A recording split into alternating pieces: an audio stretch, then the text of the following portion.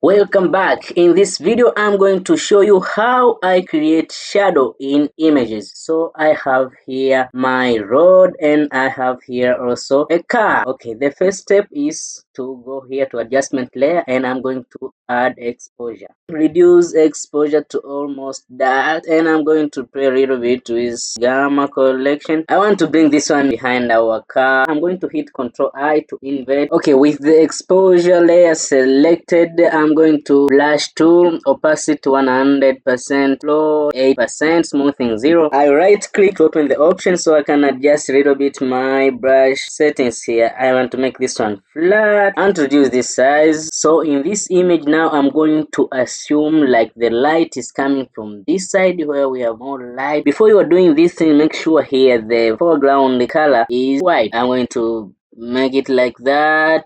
Also here maybe reduce first and start.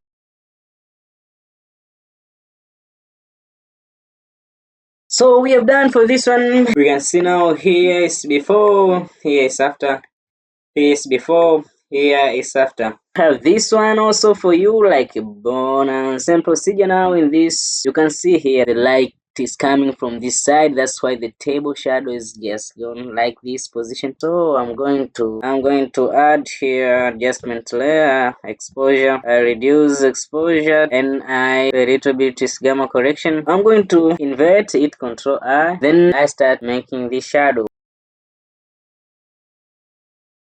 In this image now I'm going to add another adjustment layer on top of the ball image. So I'm going to add the same exposure, make it dark, and now I'm going to invert this one, but I want to make a clipping mask by clicking this. I want to clip it to the ball in order to make now black in this side of the ball. Here's before, here's after. Okay, see you guys to the next video.